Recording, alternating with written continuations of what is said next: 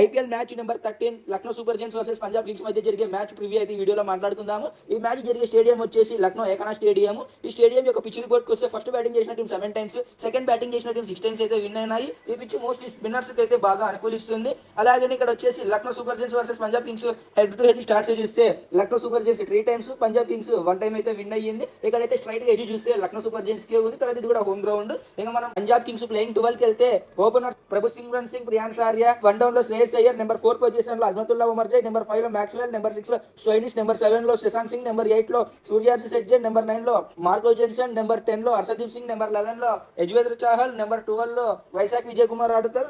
LSG playing 12 కి వెళ్తే openers లో మాస్, ఏడెన్ మర్కరమ్, నెంబర్ 3 లో పురాన్, నెంబర్ 4 లో బదోని, నెంబర్ 5 లో పంత్, నెంబర్ 6 లో మిల్లర్, నెంబర్ 7 లో సమద్, నెంబర్ 8 లో శార్దుల్ ఠాకూర్, నెంబర్ 9 లో రవి బిష్ణోయ్, నెంబర్ 10 లో ఆవేశ్ ఖాన్, నెంబర్ 11 లో దిగ్విజయ్ రాథిల్, 12 లో ప్రిన్స్ యాదవ్ అయితే ఆడుతారు. ఈ మ్యాచ్ అయితే రెండు టీమ్స్ కూడా టఫ్ ఫైట్. రెండు మ్యాచ్లు కూడా లాస్ట్ మ్యాచెస్ అయితే విన్ అయ్యి వస్తుంది. బట్ పంజాబ్ కింగ్స్ అయితే ఈ మ్యాచ్ అయితే విన్ అయ్యే ఛాన్స్ ఎక్కువ ఉందని నేను అనుకుంటున్నాను. స్పిన్ బౌలింగ్ కానీ పేస్ బౌలింగ్ కానీ గట్టిగా ఉంది. అట్లనే మనం లక్నోని కూడా మనం తక్కువ అంచనా అయితే వేయలేం. బట్ లక్నో దగ్గర స్పిన్నర్స్ లేరు కాబట్టి నేను పంజాబ్ గెలుస్తుంది అనుకుంటున్నాను. బట్ రెండు టీమ్స్ కూడా చాలా టఫ్ ఫైట్ అయితే జరిగే ఛాన్స్ ఉంది ఈ మ్యాచ్ లో. ఈ వీడియో నచ్చితే లైక్ చేయండి, కామెంట్ చేయండి. ఇన్స్టాగ్రామ్ పేజ్ లో 2-3 రీల్స్ చూసాక నా ఇన్స్టాగ్రామ్ ని ఫాలో చేయండి. అలాగే నా యూట్యూబ్ ఛానల్ లో 2-3 వీడియోలు చూసాక నా ఛానల్ అయితే సబ్స్క్రైబ్ చేయండి. ఇట్లు మీ నడిపల్లి చిన్ని శర్మ సైనింగ్ ఆఫ్. జై హింద్, జై శ్రీరామ్, భారత్ మాతాకు జై.